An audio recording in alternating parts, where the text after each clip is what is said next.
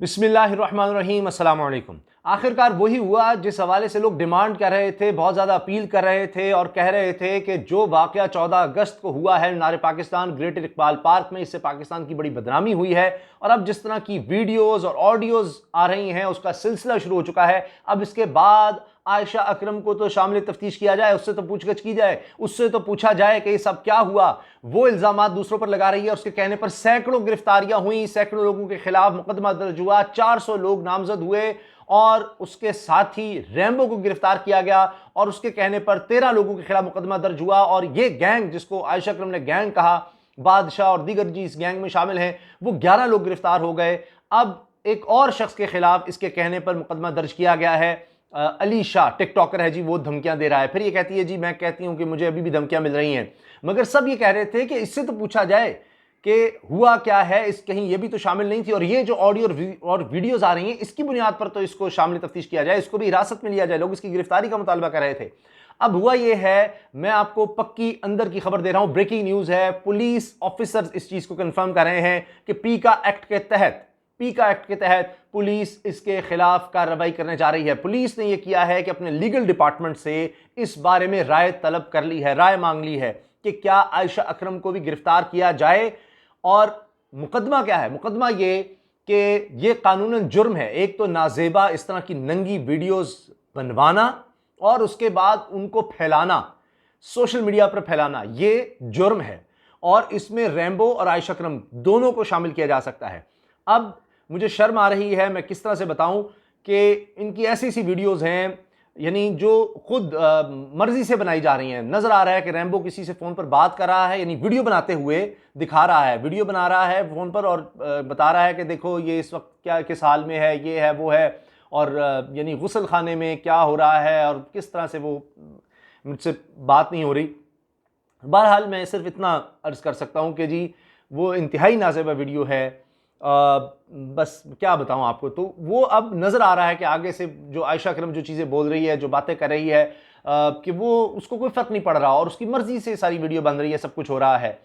तो फिर वो साथियों के नाम भी ले रहा है, सब कुछ बता रहा है।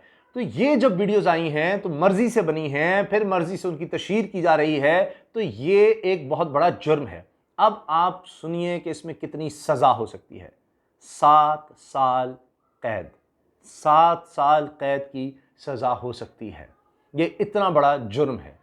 अब देखिए कि ज़ाहिर है पुलिस ये सोच रही है कि कोई यानी ऐसा मुकदमा बनाया जाए कि पुलिस को फिर लेने के देना पड़ जाए। पुलिस वाले तंग आ चुके हैं, पुलिस वाले तंग आ चुके हैं। एक तो पुलिस की जितनी दौड़ें लगीं, वज़ीर-ए-आज़म ने नोटिस लिया, प्राइम मिनिस्टर के साथ साथ सीएम पंजाब ने नोटिस लिया, फिर बड़े बड़े पुलिस अफसरान मुअत्तल हुए, तब्दीलियाँ हुई, सरजनिश हुई, पता नहीं क्या कुछ हुआ।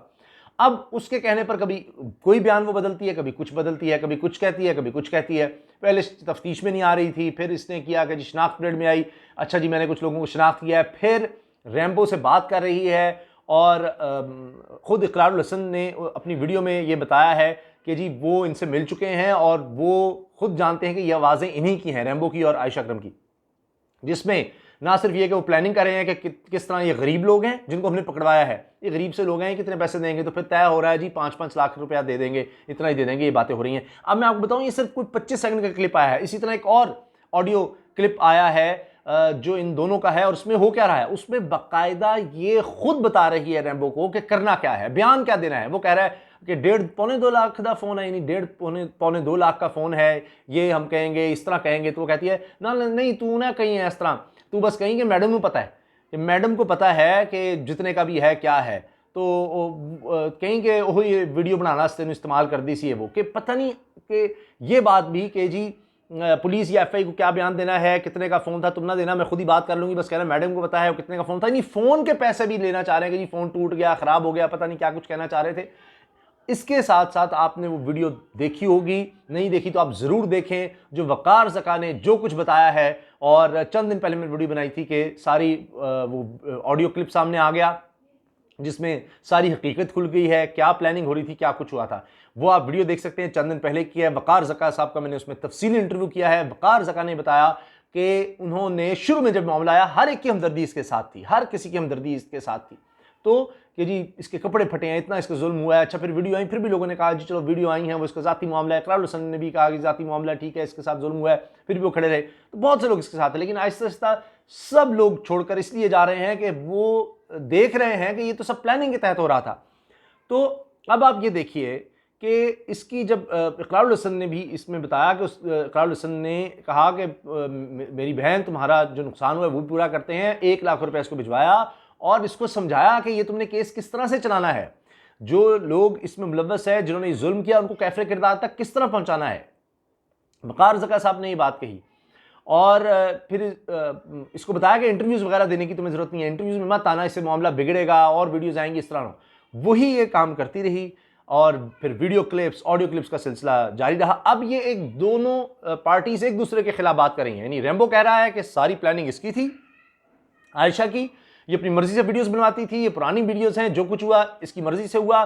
फिर कहता है कि मुझे पता नहीं इसने क्यों ये कहा जी वो तो मेरे भाई है, वो तो मेरा भाई है, भाइयों जैसा है। वो कभी इसको मंगेतर बताया गया रैम्बो को, कभी कुछ। जो इनकी वीडियोस आई हैं, कोई भी रिश्ता हो किसी भी तरह का, उसमें कोई ऐसी वीडियोस नहीं बना सकता।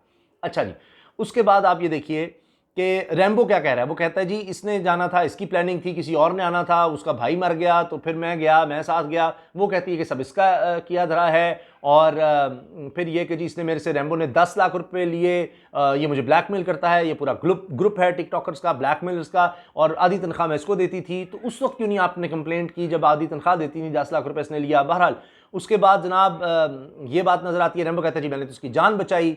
वो सारा इल्जाम इस पर लगाता है। लगता ये है, अब ये बात ज्यादा देर छुपी नहीं रहेगी, मैं आपको गारंटी कर रहा हूं कि दोनों मिलकर शायद गालबन ये पैसे हथियाना चाहते थे, वो जो लोग पकड़े गए हैं उनसे, और 5 लाख नासी कुछ और लेना चाहते थे। लेकिन इनमें शायद फिर फड्डा हो गया, इन्हीं में आपस में लड़ाई हो गई शायद पैसों के मामले पर। ये मामला लगता है कि इस तरह से हुआ है। लेकिन अब मसला ये है कि कोई कंप्लेनेंट किस तरह से आएगा आयशा अकरम के खिलाफ, या जो लोग बेगुनाह पकड़े गए उनमें से कोई आए सामने कि जी इसने हमें जानबूझ के फंसवाया, जानबूझ के सब कुछ हुआ। अब वो किस तरह, वो पहले ही थानों के चक्कर लगा कर आकर रजील रुस्वा होकर वो पहले ही तंग आ चुके होंगे, जो पहले मासूम पकड़े गए थे, ज़्यादातर तो छूट गए शनाख्त परेड में। तो अब या फिर यह है कि पुलिस अज खुद कार्रवाई करे, जिसका मैंने आपको बता दिया है। पीका एक्ट के तहत नाजेबा वीडियो बनाना, फहश वीडियो बनाना, अपनी मर्जी से बनवा कर उसकी तशहीर करना, ये बहुत बड़ा जुर्म है और इसी जुर्म में अब लीगल ओपिनियन लिया जा रहा है। अगर इसमें मुकदमा दर्ज होता है और इसको तफ्तीश में शामिल किया जाता है, फिर इसकी गिरफ्तारी हो सकती है और गिरफ्तारी के बाद इसको सजा हो सकती है, क्योंकि पुलिस चाहेगी कि केस मजबूत बने। उसकी वजह यह है कि वरना ये कहेगा जी ये पुलिस जनाब ये देखें क्या कर रही है, एक लड़की सामने आई, उसके साथ जुल्म हुआ, फिर कुछ लोग इस तरह से आ जाएंगे और कहेंगे देखें जी क्या हो रहा है, आइंदा कोई सामने नहीं आएगा। इससे ना सिर्फ मुल्क की बदनामी हुई, मुआशरे की सबसे ज़्यादा, मैं समझता हूँ सबसे ज़्यादा औरतें मुतासिर हुई, सबसे ज़्यादा। अल्लाह ना करे कोई कभी भी, कोई खुदा न खास्ता कोई दरिंदा, कोई भेड़िया इस तरह का सोचे भी किसी खातून के साथ करने की ऐसी कोई हरकत, कोई इतनी गंदी आंख से किसी को देखे भी। लेकिन अगर कोई इस तरह की हरकत करेगा तो खुदा न खास्ता मुझे डर है कि फिर कोई औरत सामने आते हुए सोचेगी कि हाय मुझे कोई आयशा अकरम तो नहीं समझ लेगा, या पता नहीं क्या बनेगा क्या नहीं बनेगा, और लोगों की शुबहात हो जाएंगे कि पता नहीं ये भी उस तरह का ना सीन हो। तो ये इतना गलत किया है इसने। तो लिहाजा आप देखते हैं कि इस पर आगे क्या किस तरह से आगे मामला चलते हैं।